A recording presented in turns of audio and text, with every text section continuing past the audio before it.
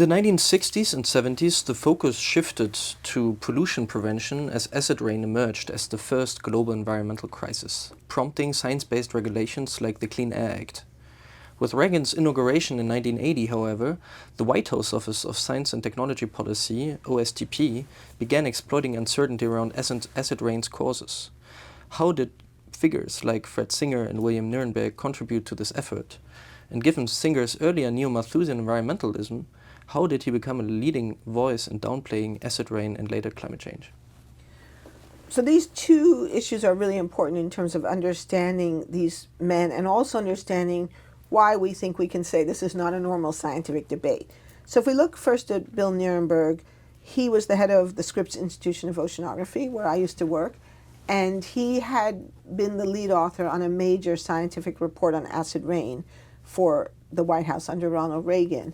Now, if you take seriously the idea of scientific independence, scientific objectivity, you would think, and I think most scientists do think, that scientists, when they take on a project like this to evaluate the scientific evidence related to a policy issue, that they should do that without political interference. They should read the science, they should try to understand the science and do the best job they can in articulating as fairly as possible what the scientific community has to say about this.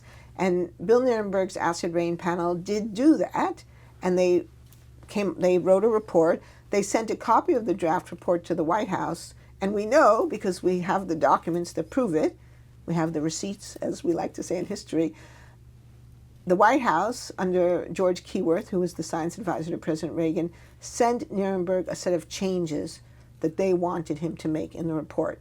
And all of those changes had the effect of downplaying the severity of the problem, making it seem as if the science was not as settled, that maybe we needed to do more work before we were ready to sign a treaty with Canada. That was the big issue at stake at the time.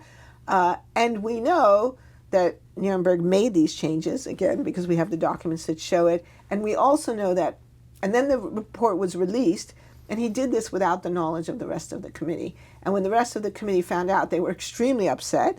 They felt it was quite inappropriate, but it was too late. The report had already been issued. So this is a kind of scientific malfeasance, right? He's making changes behind the backs of his colleagues under the direction, the explicit direction of the White House, so for explicitly political purposes, and it has an impact on a treaty that is in the process of being negotiated with Canada.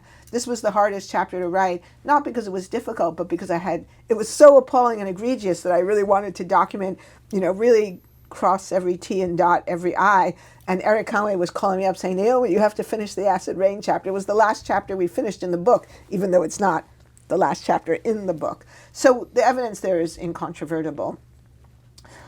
If we look at Fred Singer, he's an interesting man, and he's an interesting case because he's a nice illustration of how you can see scientists changing their minds in response to political pressure. So in the 1970s, Singer was actually quite worried about environmental problems, and he actually wrote some rather interesting papers about environmental challenges, and specifically even making the argument that if you wait to answer every possible scientific objection, by the time you figure out all the science, it's too late, the damage is done. And so you can't actually afford to demand 100% certainty on these issues. You have to be willing to act when you have a reasonable degree of knowledge. But he completely changes his position on this during the Reagan years.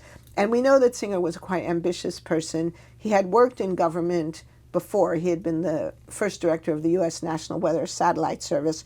We know he had hoped for a high-level position in the Reagan administration. In fact, I think we found one letter where he talks about he was, his dream was to be the science advisor to the president. And he's a kind of bitter guy because he feels that he's never quite got the recognition that he deserves, either for his science or for his political work. And so he's clearly frustrated. And so we see during the Reagan administration, he begins to shift his views and take on a much more right-wing position that the government should not be acting on these issues, that the market will solve it, just leave it to the marketplace.